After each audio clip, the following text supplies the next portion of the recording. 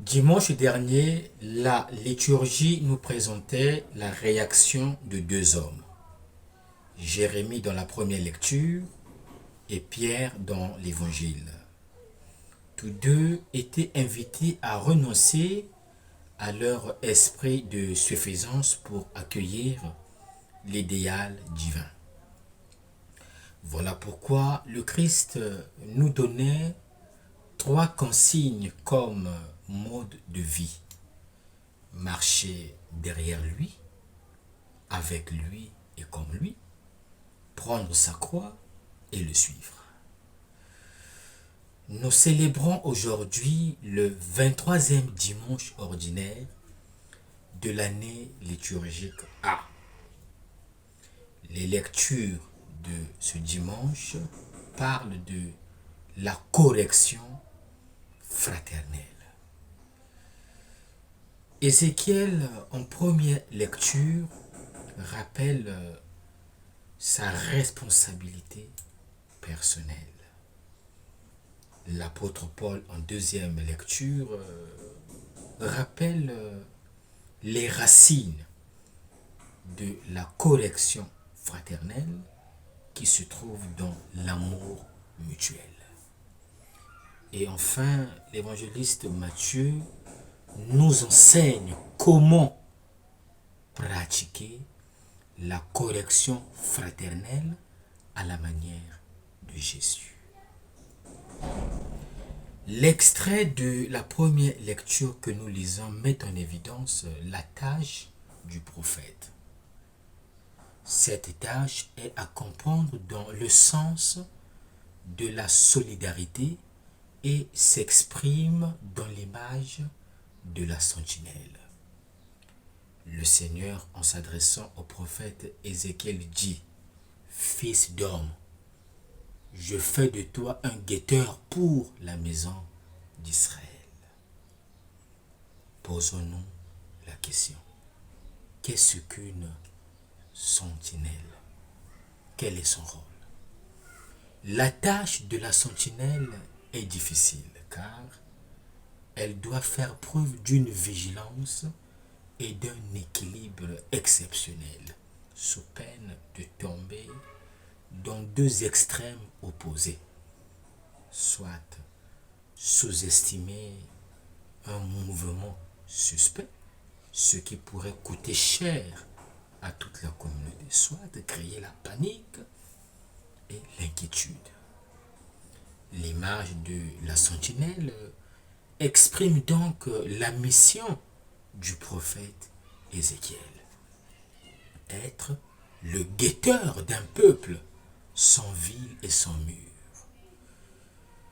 Épier de loin l'horizon de l'histoire pour en saisir les menaces imminentes, lire les signes cachés de la vie et de la mort, les interpréter et les communiquer à la maison d'Israël. Ézéchiel est le prophète de l'attention du Seigneur pour les pécheurs. Dieu, par l'intermédiaire du prophète, nous rappelle également notre devoir d'être des sentinelles vigilantes et équilibrées pour protéger nos frères et sœurs dans le monde. Quel type de sentinelles sommes-nous? Nous devons nous impliquer pour aider le pécheur à se convertir, à rencontrer Dieu. L'homme peut changer.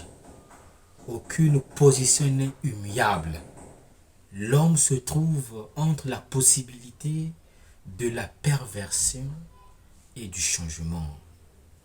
Le prophète, tout comme le chrétien, a donc la tâche de devenir une conscience critique qui enlève la sécurité à ceux qui se considèrent comme justes et d'ouvrir des horizons de lumière et d'espérance à ceux qui se trouvent dans le péché. Soyons donc attentifs, car notre salut est étroitement lié à celui des personnes que Dieu nous a confiées. Voilà pourquoi, en deuxième lecture, l'apôtre Paul écrit: Frères, ne gardez aucune dette envers personne, sauf la dette de l'amour mutuel. Car celui qui aime les autres a parfaitement accompli la loi. Les paroles de Paul s'inscrivent dans le contexte du nouveau commandement du Christ. Aimez-vous les uns les autres comme je vous ai aimé. L'Église a reçu du Christ l'agapé, la charité qui est la dimension centrale de son existence. Malheureusement, au sein de nos familles, de nos communautés, nous connaissons souvent plus de division que d'amour, plus de polémique que de dialogue. Que faire alors pour taire les divisions, pour construire la fraternité, l'amour et la réconciliation dans nos milieux de vie? Que faire? La réponse nous vient de l'Évangile. Dans le chapitre 18, connu sous le nom de discours ecclésial, Matthieu rassemble une série de gestes, de phrases et de paraboles de Jésus qui illustrent le comportement des fidèles au sein de la communauté chrétienne. L'extrait que nous lisons aujourd'hui contient des règles disciplinaires et des motivations théologiques. Elle est construite de manière organique et cohérente, cette péricope. Elle offre une image originale de la vie ecclésiale. Comment procéder à la correction fraternelle? En d'autres termes, que faire lorsqu'un frère, c'est-à-dire un membre de la communauté chrétienne, un chrétien, a commis un péché grave qui est source de scandale? Que faire pour résoudre le scandale? Quel est le devoir de la communauté ecclésiale? Le texte que nous lisons entend répondre à ces questions. Notre passage est divisé en deux parties. Dans la première partie, avec une série de 3 impératifs conjugués à la deuxième personne du singulier, Matthieu présente une procédure pastorale pour convertir le frère pécheur. Dans la première étape, on fait recours à la correction interpersonnelle. Dans la deuxième, la correction a lieu devant 1 ou 2 témoins. Dans la troisième, il s'agit de la correction ecclésiale. Et dans la quatrième, il s'agit du bannissement du frère pécheur de la communauté.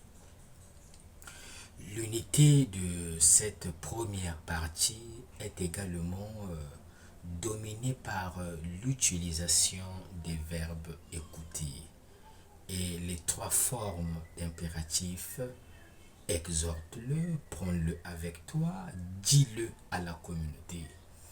Si l'ensemble des impératifs semble suggérer un contexte juridique, l'alternance des sujets maintient le discours à un niveau de dialogue personnel.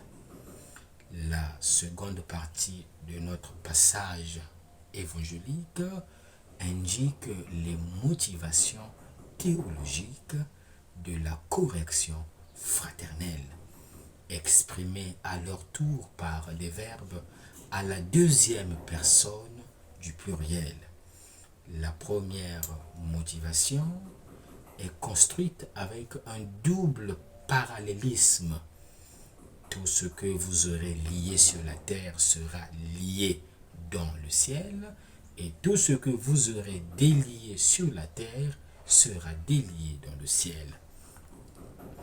La seconde étape est construite sur l'efficacité de la prière communautaire qui est de nature spirituelle. Et enfin, la troisième étape de nature christologique par laquelle Jésus assure sa présence dans la communauté croyante. Quel est l'enseignement à retenir? Aujourd'hui, c'est le dimanche de la correction fraternelle. La correction fraternelle est l'un des moyens par lesquels la parole du Christ s'installe concrètement dans la communauté chrétienne. Nous sommes responsables les uns des autres.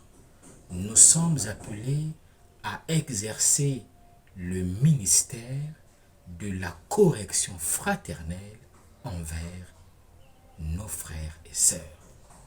Face à la cécité spirituelle d'un frère ou d'une sœur, nous ne devons pas nous considérer autorisés à rester passifs. Face à la maladie spirituelle d'un frère ou d'une sœur, la charité a ses urgences et doit être entretenue. En adoptant une attitude passive face aux erreurs de nos semblables, nous ne poursuivons pas le chemin de l'amour, de la solidarité et de la responsabilité. En intervenant, nous ne visons pas à rouvrir les blessures de nos frères et sœurs, mais éventuellement à les ramener à la raison, à les inciter à revenir à Dieu. À quoi nous convie ce dimanche? Le Christ nous demande aujourd'hui de vivre l'évangile au quotidien et de réaliser son projet. L'apôtre Paul exprime ce projet dans la deuxième lecture en ces termes: n'ayez de dette envers personne sauf celle de l'amour mutuel. Le devoir qui va avec nos droits fondamentaux de baptisé, c'est celui de nous maintenir en relation de fraternité affectueuse. Posons alors la question: quelle est la qualité de nos relations? Sur quoi se fondent nos relations? Aujourd'hui, le Seigneur recommande la correction fraternelle qui doit se traduire par une attitude de compréhension, de dialogue et de courage pour permettre au frère qui est dans l'erreur de se repentir. L'Église attend de nous des gestes de communion, de solidarité, d'incarnation des valeurs de l'Évangile dans la vie quotidienne pour devenir à la suite du Christ la lumière des nations. Quelles valeurs incarnons-nous dans nos milieux de vie? Que nous reste-t-il à faire? Il ne s'agit pas de commencer à modifier les gens à notre goût. Non. Il s'agit plutôt de s'éloigner de tout ce qui brouille la transparence de notre engagement à vivre ensemble l'amour de Dieu et l'espérance qu'il nous donne dès maintenant. Il faut, les uns pour les autres, assurer la sécurité de la maison qui est l'Église contre les intrusions décapantes.